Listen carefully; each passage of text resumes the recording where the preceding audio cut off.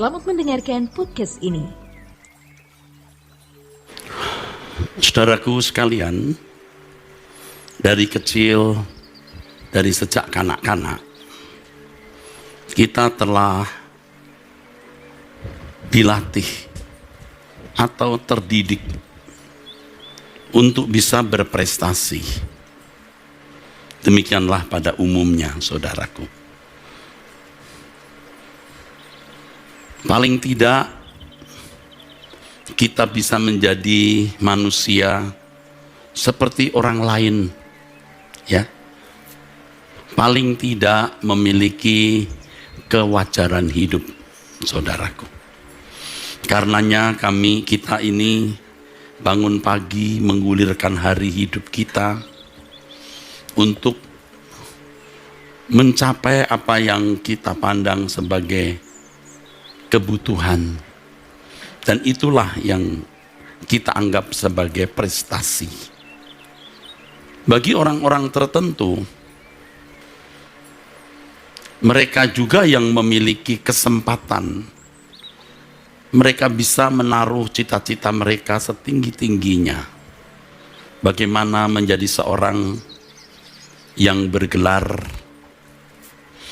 Mereka yang tertarik dalam dunia politik, bagaimana menjadi seorang politikus yang dihormati, yang berkuasa, yang akhirnya bisa menjadi pejabat negara. Bagi para pengusaha, mereka berusaha bagaimana bisa menjadi seorang yang memiliki banyak harta, banyak perusahaan, dihormati banyak orang, bisa memiliki relasi dengan pejabat-pejabat tinggi, dan terutama bisa memuaskan diri dengan kekayaan dan harta yang dia miliki. Saudara, itu semua prestasi hidup di bumi. Dan keadaan seseorang, prestasi hidup di bumi ini juga sebenarnya tidak ditentukan oleh Allah. Tergantung usaha masing-masing individu. Tapi tentunya setiap orang memiliki porsi yang berbeda-beda. Ya.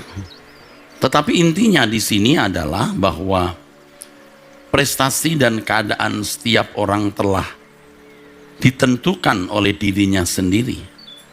Ya. Jangan berpikir bahwa prestasi hidup di bumi ini ditentukan oleh Tuhan. Tidak. Ada ayat firman Tuhan mengatakan Tuhan yang membuat kaya. Betul. Yang membuat miskin orang. Betul. Yang mengangkat. Betul. Dan merendahkan juga. Ya. Tetapi di dalam bertindak Allah memiliki tatanan. Mengapa membuat seseorang itu miskin? Mengapa Tuhan mengangkat dia menjadi pejabat tinggi atau memiliki kedudukan? Mengapa merendahkan atau menurunkan? Tuhan juga tidak bertindak tanpa aturan dan tatanan. Nah, saudaraku, ini bicara mengenai prestasi dan keadaan hidup di bumi ini, saudara. Tetapi saya mengajak saudara-saudara untuk kembali merenungkan bahwa kita ini makhluk kekal. Nah, ini yang penting. Ya. Kita ini makhluk kekal, saudara. Kehidupan yang dijalani makhluk kekal itu bukan hanya di bumi, tetapi di balik kubur juga ada kehidupan. Justru kehidupan di balik kubur itulah yang mestinya menjadi fokus kita dan kita perjuangkan. Dalam khotbah Tuhan Yesus di bukit, di Matius 6 ayat 19 dan 20, yang mulia Tuhan kita Yesus Kristus berkata, jangan mengumpulkan harta di bumi, tetapi kumpulkanlah harta di surga. Ya, jadi kalau ayat itu saya kaitkan dengan prestasi, jangan membangun prestasi di bumi, tapi bangunlah prestasi di langit baru, bumi baru, atau di surga. Nah, kemudian pertanyaannya, nah kalau begitu kita tidak boleh dong Pak berjuang, tidak perlu dong Pak kita berjuang untuk prestasi dan keadaan kita selama di bumi. Nah, ini yang saudara harus tahu. Tuhan memberikan kepada kita ini kemampuan. Kita harus memaksimalkan semua potensi kita untuk bisa berprestasi setinggi-tingginya. Tetapi apa yang kita usahakan, apa yang kita upayakan itu bukan untuk kehidupan di bumi, tapi kehidupan di dunia yang akan datang. Makanya firman Tuhan mengatakan, baik kamu makan atau minum atau melakukan sesuatu yang lain, lakukan semua untuk kemuliaan Allah. Jangan salah mengerti, saudaraku. Bukan berarti tidak boleh memaksimalkan potensi agar kita bisa mencapai prestasi yang tinggi dalam kehidupan di bumi ini. Tetapi kita mengusahakan segala sesuatu di bumi ini hanya untuk prestasi di kekekalan. Nah, sampai akhirnya saudara terpaksa lebih baik Anda tidak berprestasi apa-apa di bumi. Saudara tidak menjadi sombong lalu masuk neraka. Lebih baik Anda menjadi orang yang di mata manusia memang tidak berprestasi di bumi seperti orang lain, tetapi saudara memiliki prestasi di kekekalan. Nah, namun biasanya yang benar, orang yang memiliki motivasi berprestasi di kekekalan itu pasti memaksimalkan potensi saudara. Nah, ini yang kita harus lakukan ya saudara. Suatu hari nanti di hadapan tahta pengadilan Kristus, banyak orang akan menyesal loh. Menyesal. Mengapa tidak memiliki prestasi di kekekalan? Tuhan Yesus memberikan pernyataan terkait dengan hal ini, saudaraku, di Lukas 12 mengenai orang kaya yang bodoh. Ia sukses, dia berprestasi dalam mengumpulkan harta, saudara. Dia berprestasi. Malah ia kekurangan lumbung untuk mengumpulkan hartanya. Maka di dalam Lukas 12 ayat 18, orang kaya ini berkata, inilah yang akan aku perbuat. Aku akan merombak lumbung-lumbungku dan aku akan mendirikan yang lebih besar. Dan aku akan menyimpan di dalamnya segala gandum dan barang-barangku. Sukses dia, saudara. Dia sukses, saudaraku. Ya. Dia sukses. Tetapi firman Tuhan berkata kepada orang ini, "Hai engkau orang bodoh. Pada malam ini juga jiwamu akan diambil daripadamu. Dan apa yang telah kau sediakan untuk siapakah itu nanti? Demikianlah jadinya dengan orang yang mengumpulkan harta apa? Bagi dirinya sendiri." Dia berprestasi untuk dirinya sendiri, tetapi ia tidak kaya di hadapan Allah. Menjadi kaya di hadapan Allah itu, saudara, tidak harus memiliki uang banyak di bumi, tidak harus memiliki gelar sukses dalam karir, dalam gelanggang politik, atau dalam bidang-bidang tertentu di kehidupan ini, saudaraku. Ya. Tidak harus demikian, saudara. Nah, ini yang saya harap menjadi PR kita. Ya. Saya mengajak kita semua berdoa, Tuhan, apa yang harus kulakukan supaya aku ini menjadi orang yang berprestasi di hadapan.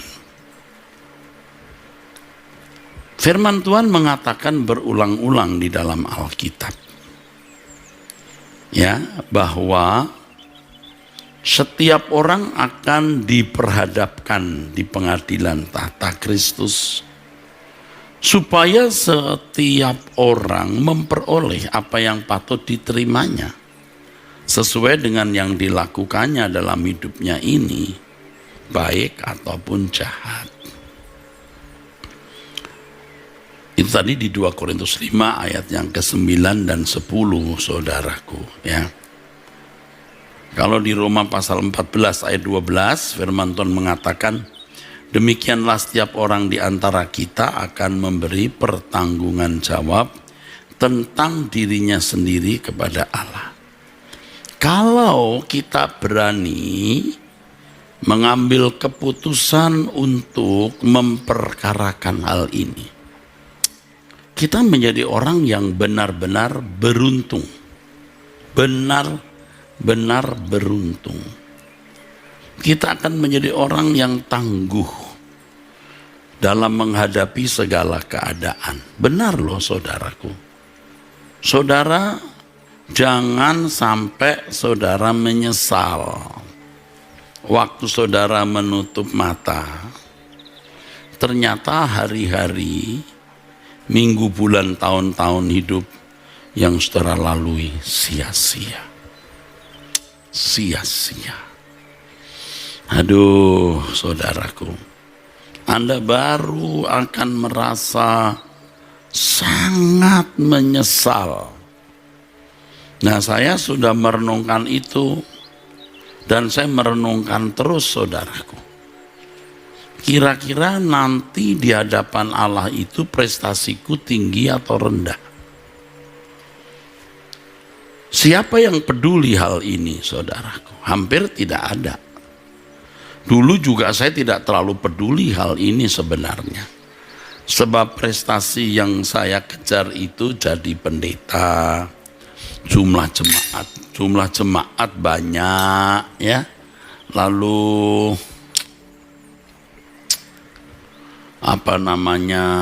punya fasilitas, punya banyak kegiatan, di mana setiap kegiatan saya bisa tampil, ya. Tidak bermaksud mau sombong, tapi itulah kesombongan. Tidak sadar kita itu mengaktualisasi diri melalui gereja, melalui pelayanan. Jadi tidak heran kan kalau ada orang berebut kedudukan sebagai ketua sinode, ya, ingin menjadi pengurus dalam sinode atau gereja lokal. Semua itu prestis, saudaraku. Itu prestasi di dunia. Yuk kita melihat hidup kita. Kira-kira manusia seperti kita ini nanti, kalau di hadapan Allah itu punya nilai atau prestasi tidak? Kita mulai berhitung di sini, saudara. Pasti banyak di antara kita yang selalu melihat saldo di bank, ya kan? Menghitung ya berapa perusahaannya. Kalau tidak punya perusahaan ya saldo di banknya berapa. Ya, begitu, saudara. Ya, saya juga begitu juga, saudaraku. Dulu, sekarang sudah banyak diubah Tuhan. Kok bisa, Pak? Ya, memang bertahap. Ini progres. Jangan sampai kita ini ya mengejar prestasi sebagai pemuda atau pemudi yang punya pacar, pasangan hidup, lalu bisa menikah, lalu bisa punya pekerjaan, punya fasilitas, rumah, mobil, lalu punya anak. Ya hanya seputar itu saja. Nah waktu mati ya tidak beda dengan orang lain. Saudara dan saya ini diberi Tuhan kemerdekaan untuk menentukan keadaan diri kita di kekekalan nanti. Ya, Tuhan berkali-kali kok menulis di Alkitab, muncul upahmu besar di surga. Ada upah, ada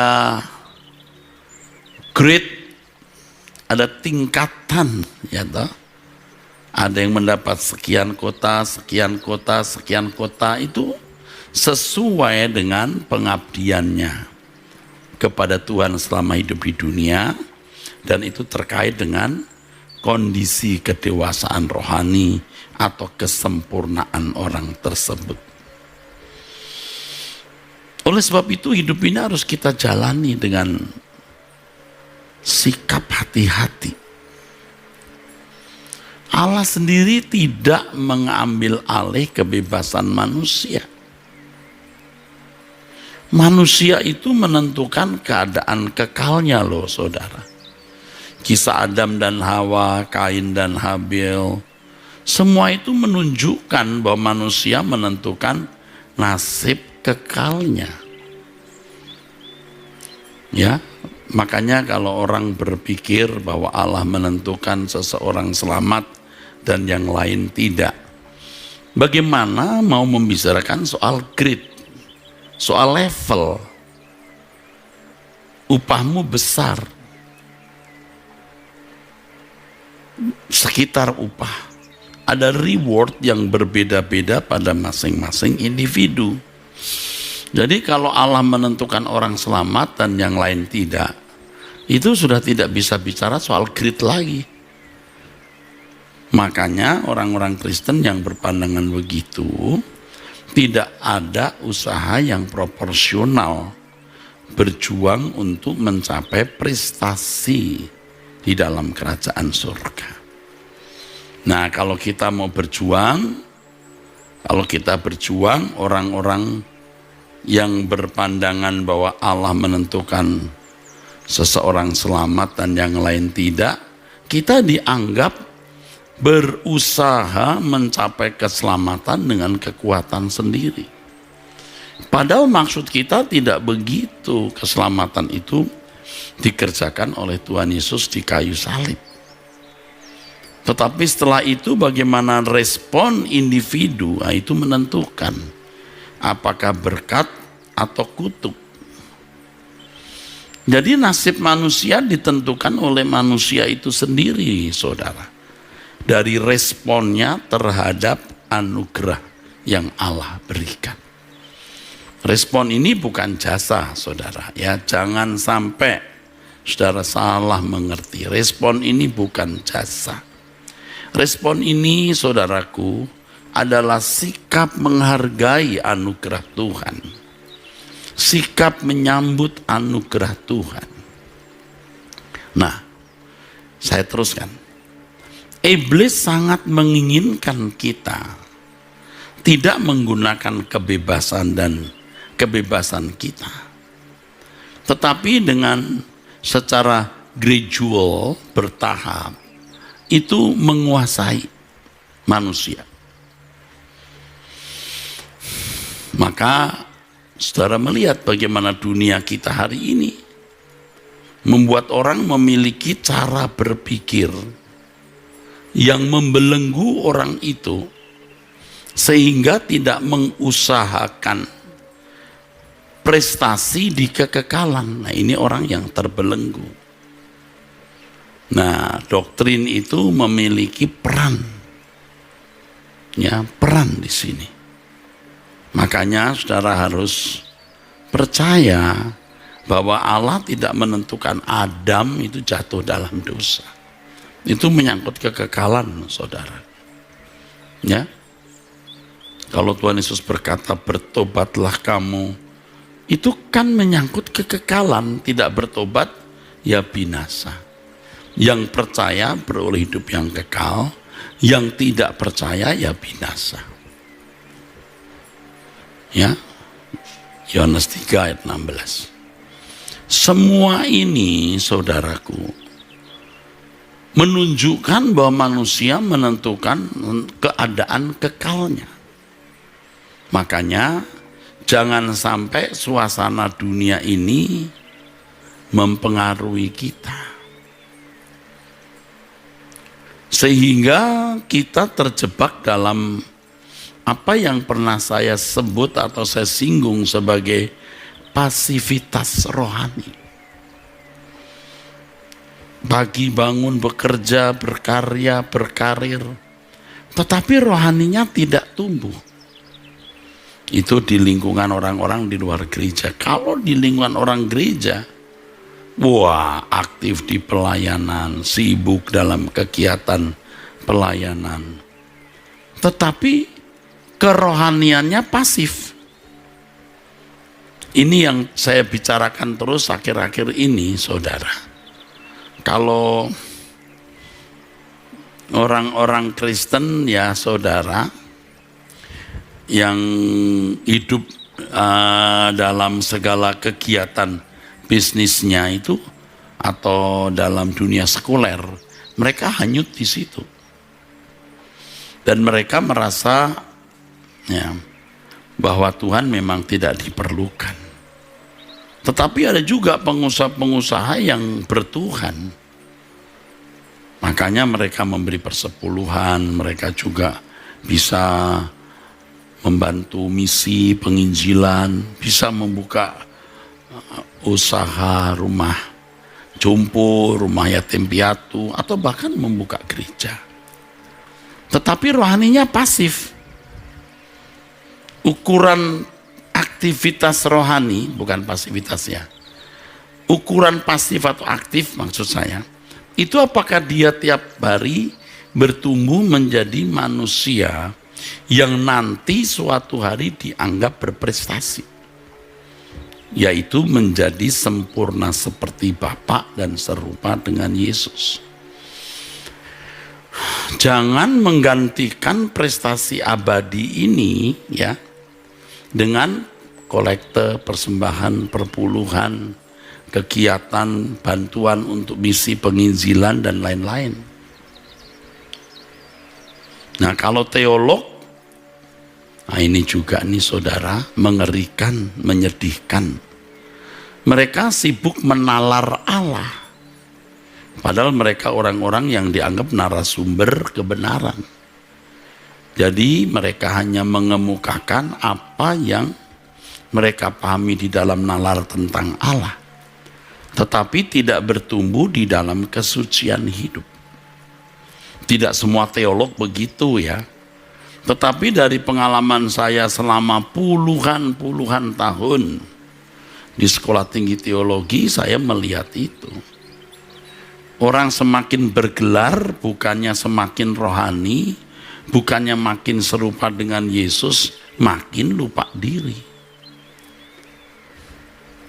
Dan terus terang saya juga makin hari makin tahu hal ini. Lumayan syok tuh ya, lumayan. Ternyata kok begitu ya. Makin bergelar tinggi, makin atau tidak hilang kejamnya, sadisnya, bengisnya, mengata-ngatai orang, dan lain sebagainya. Nah, kalau seperti saya ini, dulu ketika belum mengerti kebenaran seperti hari ini, ya sibuk dalam kegiatan pelayanan dan makin hari ya makin berprestasi. Berprestasi dalam dunia pendidikan teologi, berprestasi dalam gereja dan lain-lain. Tetapi tidak sungguh-sungguh memburu atau mengejar prestasi kekal di hadapan Allah. Waduh, saudara, benar-benar ya kita ditipu oleh diri kita sendiri. Benar-benar kita ditipu oleh diri kita sendiri, saudaraku.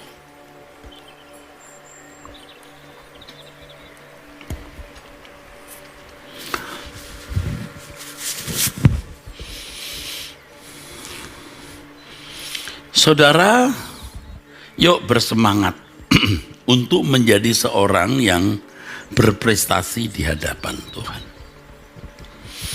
Besok pagi jam 5, saudara berdoa bersama saya. Saya mulai dari jam 5 kurang 20 menit. Ya. Coba kita memeriksa diri, ya. Ya, kita simulasi ya di hadapan Tuhan. Kira-kira kita ini sudah patut tidak mendapatkan reward. Ya memang kita tidak gila hormat dan tidak gila hadiah. Tetapi saudaraku, kita mau menyenangkan hati Bapa, saudara. Hati Tuhan kita. Ya, kita mau menyenangkan hati Bapa di surga. Oleh sebab itu, setiap kita harus menemukan tempat dalam rencana Allah. Ya, kenapa ya? Tuhan memberikan kita keberadaan seperti ini. Pasti kita memiliki tempat dalam rencana Allah. Nanti menghadap Bapa di surga, wah, kita akan melihat sebenarnya pos pelayanan kita itu apa. Tuhan menempatkan kita ini, saudara, mestinya di mana? Nah, kita harus tentu hidup suci, hidup benar, motivasi hidup untuk berprestasi di hadapan Allah dengan sungguh-sungguh, dengan hati membara. Nanti Tuhan akan mengarahkan kita di mana tempat kita. Tuhan pasti akan mengarahkan kita. Kalau kita tanya, Tuhan, apa yang harus kulakukan Tuhan? Pasti Tuhan akan memberikan kita tempat, saudaraku. Kalau kita tidak banyak ya tidak tahu, ya tidak bisa. Kita harus serius, harus benar-benar serius. Tempatku di mana Tuhan? Ini sekarang sudah seperti saya yang jelas memiliki tanggung jawab sebagai gembala jemaat, pimpinan sekolah. Itu pun saya harus masih bertanya, apa yang harus kulakukan Tuhan? Kalau Tuhan berkata stop menjadi ketua ini, ketua itu, harus stop. Tuhan mau menempatkan kita di tempat lain, ya kita harus nurut. Saya mengajak kita sadar ya, apa yang kita lakukan untuk Tuhan dalam hidup ini. Kalau untuk sahabat-sahabat, teman-teman seperjuangan saya, jangan Anda merasa kalau sudah bisa khutbah, seminar, buka gereja, berarti Anda sudah menemukan tempat Anda di hadapan Allah. Belum tentu. Sedihnya kalau hal itu justru menjadi komoditas kita untuk cari nafkah, untuk aktualisasi diri, ya mau menjadi seperti pendeta lain.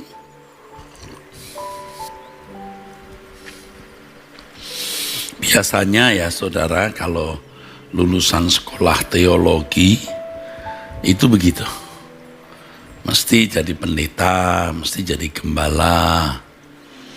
Dia selalu itu gerangsang, kalau orang Jawa bilang gerangsang itu apa? Keinginan yang menggebu-gebu, ada unsur maksa, ya. Bagaimana jadi gembala sidang? Bagaimana jadi orang besar?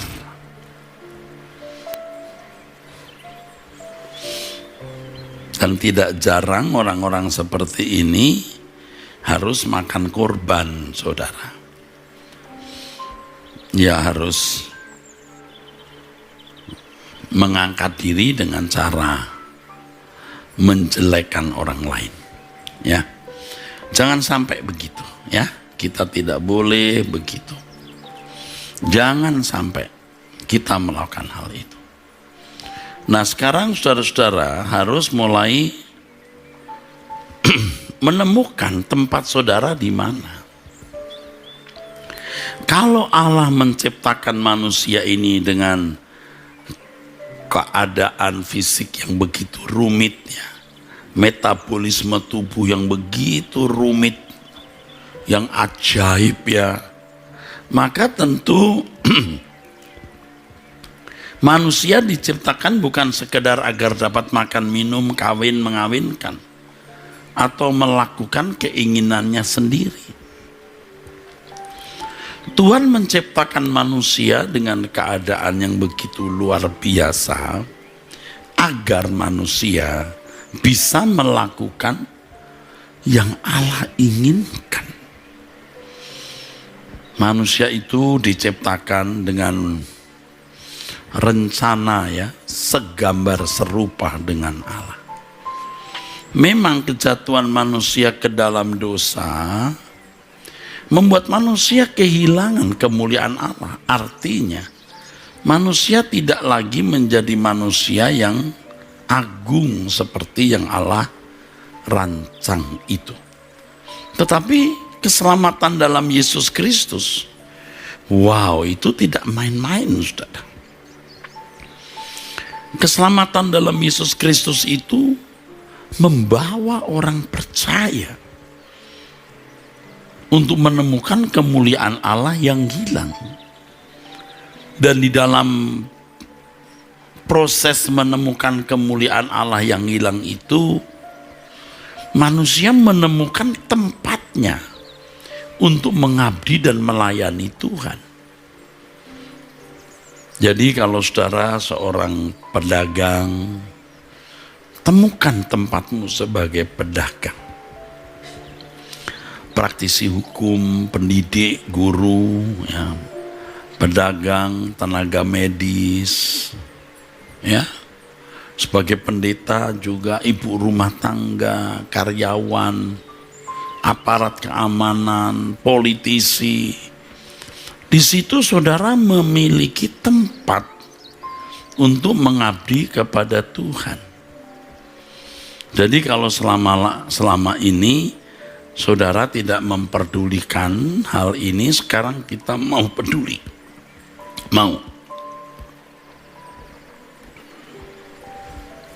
Kita mau peduli.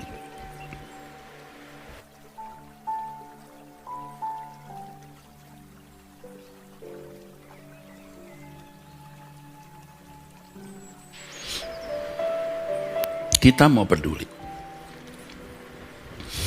Kita mau benar-benar menemukan apa yang Allah kehendaki untuk kita lakukan dalam hidup ini. Jadi waktu kita nanti menghadap Allah, kita berkata, telah usai tugasku. Sudah selesai tugas yang kau berikan. Dan prinsipnya, saudara, Allah ada bukan untukku, tetapi aku ada untuk Tuhan. Memang waktu kita masih belum dewasa, ya kita maunya Allah untuk kita, Allah mengasihi kita, ya. Ya memang begitu, dan Allah mengasihi kita kekal. Tapi seiring dengan perjalanan waktu, ketika kita menjadi dewasa, kita mulai berpikir, aku ada untuk Tuhan. Aku mau mengasihi dia, menyayangi dia, seperti dia terlebih dahulu mengasihi dan menyayangi aku. Waktu belum dewasa, ya, orang-orang Kristen yang belum dewasa, ya, kita dulu, ya, kita mau Tuhan mengerti kita. Allah mengerti, Allah peduli segala persoalan yang kita hadapi. Tetapi setelah kita menjadi dewasa, nah lain lagi. Kita bukan lagi menjadi orang-orang Kristen yang tidak dewasa, yang hanya mau dipedulikan oleh Tuhan. Tapi sekarang kita mau memperdulikan Tuhan, memperdulikan perasaannya. Nah sayang ya, banyak orang Kristen itu, tentu tidak semua ya, banyak, tapi terparkir dalam ketidakdewasaan. Terparkir. Jadi merasa bahwa hidup ini berhak menerima apa-apa dari Tuhan ya. Tetapi dia tidak pernah berpikir bahwa dia justru mestinya mempersembahkan hidup untuk Tuhan, tidak menuntut lagi, tapi memberi diri dituntut oleh Tuhan. Coba saudara, nanti kalau Anda meninggal dunia, wah, Anda tidak pernah mengerti apa yang Allah kehendaki. Anda hidup hanya untuk diri sendiri, bahkan Allah pun Anda eksploitasi, Anda manfaatkan untuk diri sendiri. Betapa mengerikan itu, saudara. Jangan sampai terjadi. Jadi sebelum meninggal dunia, sadarlah. Sebelum kita menutup mata dan menghadap tahta pengadilan Tuhan, sadarlah. Dan prestasi di kekekalan itu, saya ulangi, ditentukan oleh kita sendiri. Nah, makanya dari bangun tidur, kita mulai harus merancang apa yang kita lakukan hari itu. Dalam segala hal yang kita lakukan, kita harus memeriksa motivasi hati melakukan hal-hal tersebut, pekerjaan kita, usaha kita, atau kegiatan hidup kita. Iya, saudara, kita mulai sekarang.